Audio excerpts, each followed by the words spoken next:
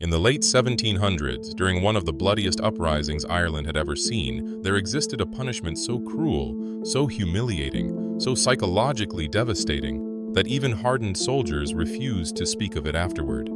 It was called pitchcapping, and it became the nightmare of an entire rebellion. This isn't just a story of violence. It's a story of fear, control, and how far empires will go to crush the spirit of a people fighting for freedom.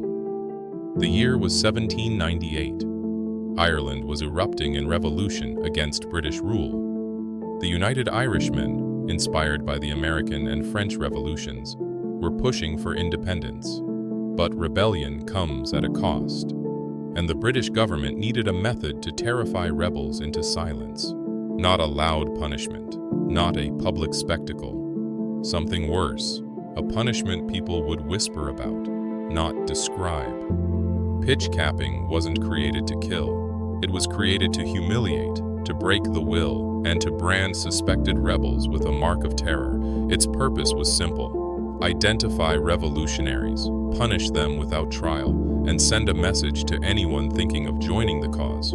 British soldiers believed fear was more effective than force, and pitchcapping became their tool. Soldiers would take boiling tar cloth or paper and a metal or leather cap and apply it to a suspect's head, usually without evidence, without mercy, and often without even knowing if the person was guilty. But the real torment wasn't the application. It was the removal. The tearing motion, the shock, the humiliation, the psychological agony. It broke many rebels long before the battlefield did. Pitchcapping became the symbol of British cruelty in Ireland, a method whispered about in fear. It wasn't just rebel leaders, it wasn't just soldiers.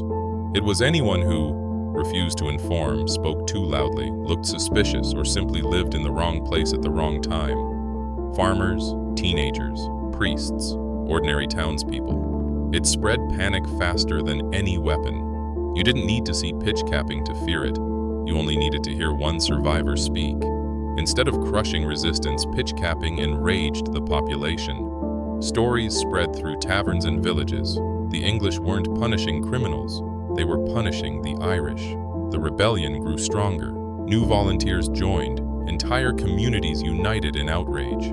Pitchcapping, meant to break the Irish spirit, ended up fueling their determination. As political pressure grew and public opinion shifted, British commanders slowly abandoned the practice, not because they regretted it, but because it became a symbol of brutality that was impossible to defend.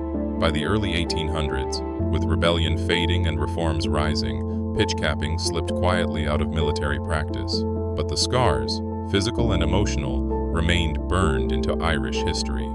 The chilling truth: pitchcapping wasn't designed to win a war. It was designed to erase hope, to make rebels fear pain more than they loved freedom, to make entire towns bow under the weight of silence, to teach future generations what defiance could cost. But it did the opposite. The more the British used it, the stronger the rebellion's story became. And today, pitchcapping stands as a dark reminder of how cruelty never conquers courage.